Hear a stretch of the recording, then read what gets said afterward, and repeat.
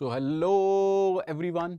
आज एक बहुत ही अच्छे टॉपिक के साथ मैं आया हूँ। कोई रोड मैप नहीं है ये, पहली बात तो बता दूँ, कोई रोड मैप नहीं है। सिर्फ ये बताने आया हूँ कि टॉप स्कोरिंग सब्जेक्ट क्या हो सकते हैं, ठीक है।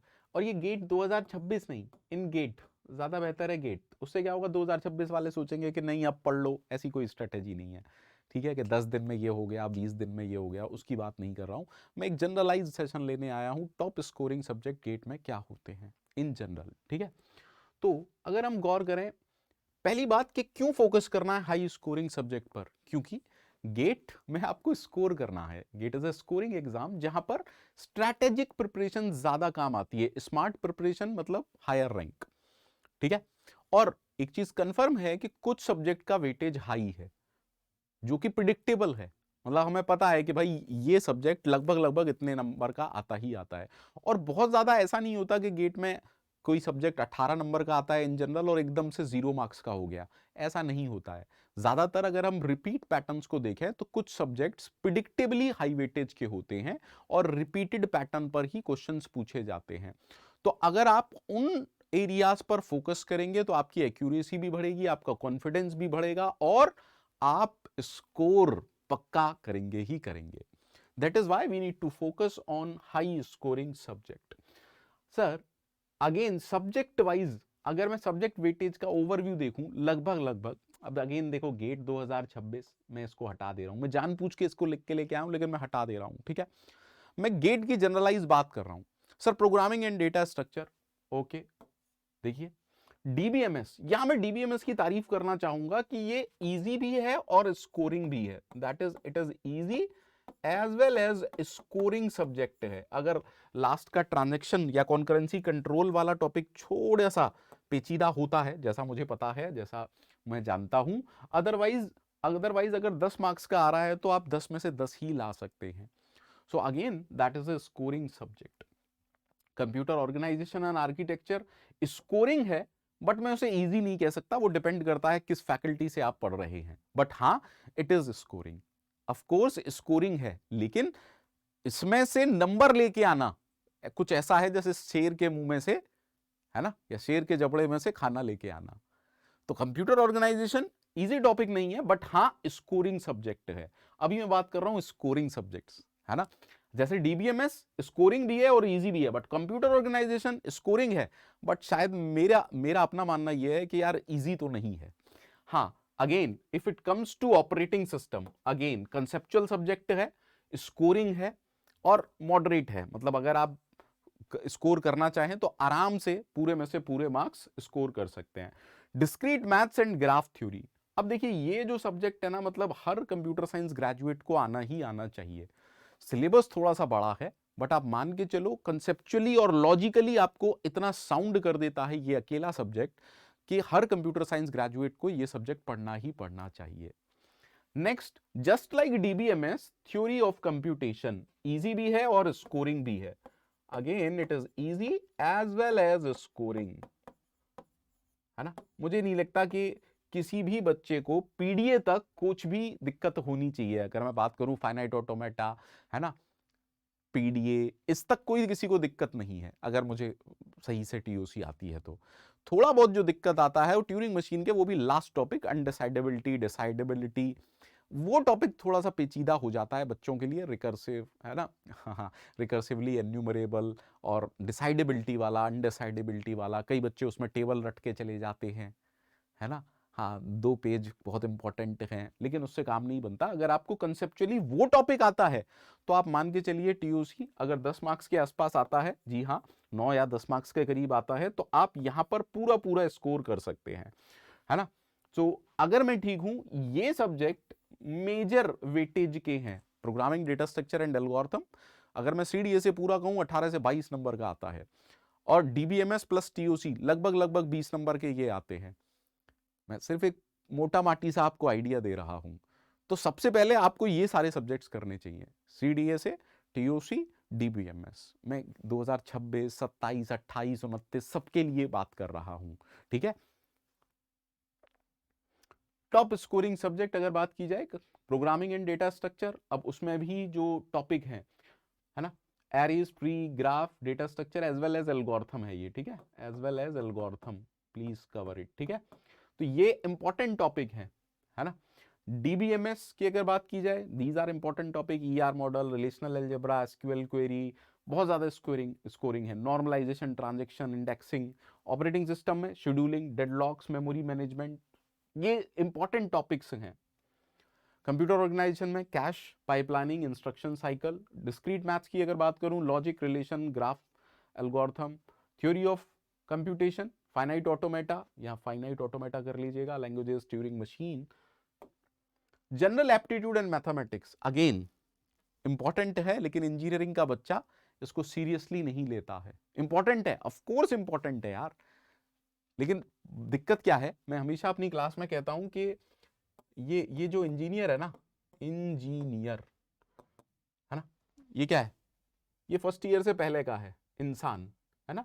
इस इंसान पर 4 साल की मेहनत करी जाती है या उससे ज्यादा, तब वो क्या बनता है, तब वो बनता है इंजीनियर, है ना। और यकीन मानिएगा ये प्रोसेस बड़ा इर्रिवर्सिबल है। उसके बाद इस इंजीनियर पर कितने भी साल मेहनत कर लीजिए, वो वापस इंसान नहीं बन पाता, क्योंकि उसके अंदर इंजीनियर घुस जाता है। अबे एप्टीट्यूड हम पढ़ेंगे, हम एप्टीट्यूड पढ़ेंगे, एप्टीट्यूड भी कोई सब्जेक्ट है पढ़ने का? अरे भाई स्कोरिंग सब्जेक्ट है।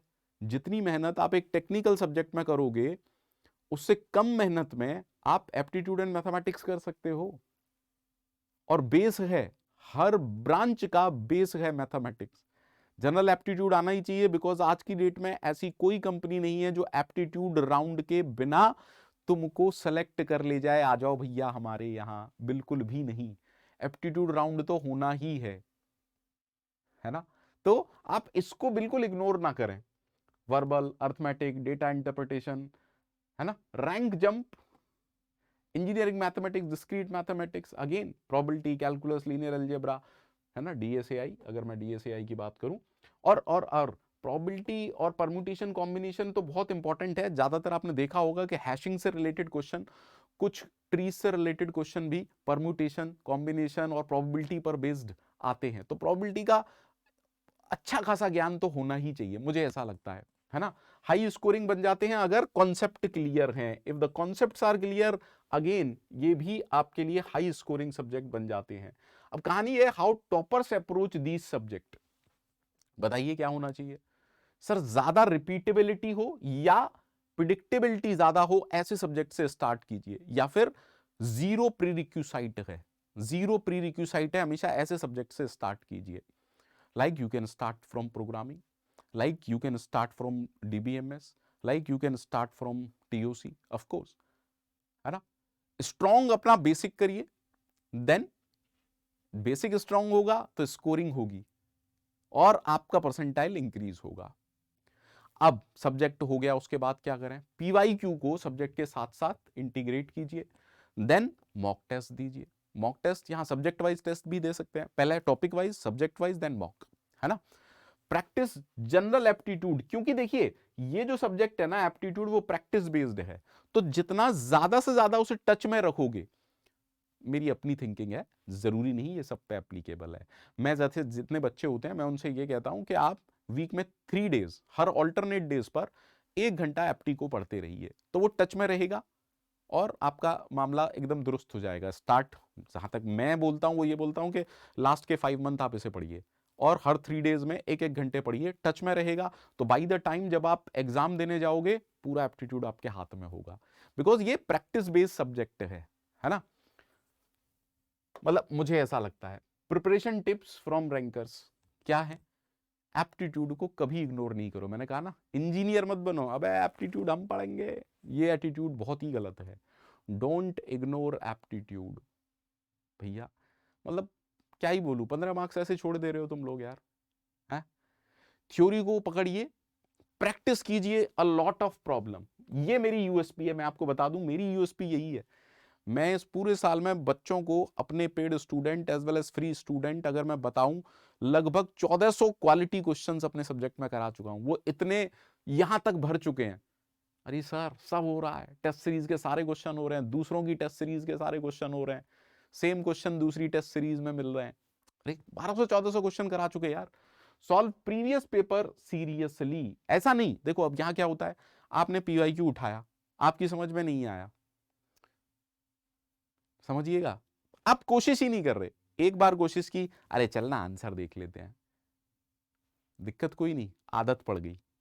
आदत क्या पड़ गई? जल्दी आंसर देखने की। तो आप मेहनत ही नहीं कर रहे ना, आप इसको खुराक ही नहीं दे रहे। जैसे आप जिम में जाते हो, खुराक देते हो, रेस्ट लेते हो, तभी तो बॉडी बनती है ना। अब आप इसको खुराक तो दे नहीं रहे, कहां से काम करेगा? इसमें धूल जंग भरी हुई है।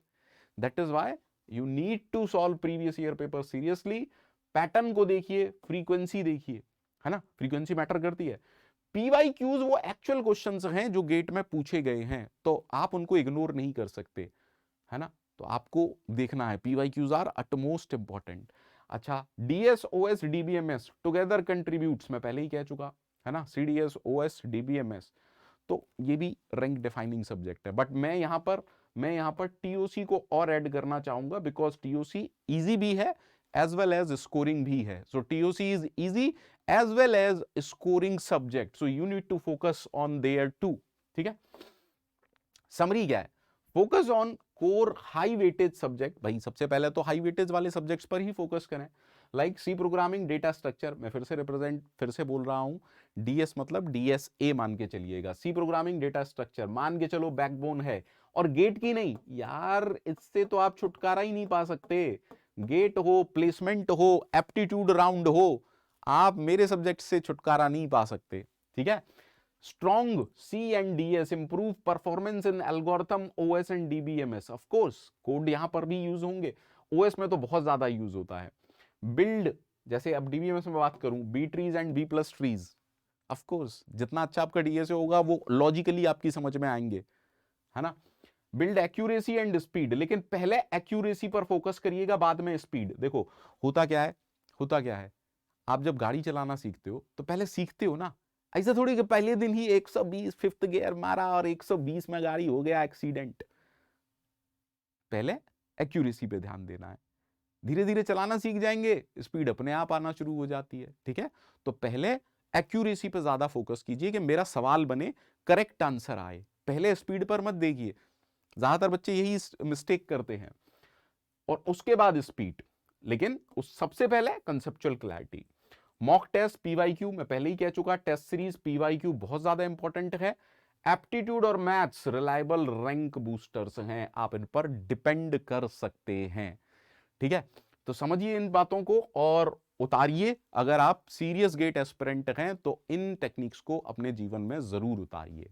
ठीक है, ज्यादा टाइम मैं लेता नहीं हूं, बच्चों को पता है, क्योंकि मुझे खुद पसंद नहीं बच्चों का टाइम खराब करना। बट अब ये इंपॉर्टेंट है सर, नाउ अब गेट की preparation flat 50% of, double extension, लेकिन ऑफर बेटा आज ही खत्म हो जाएगा। ठीक है, तो इस ऑफर को जाने मत दो।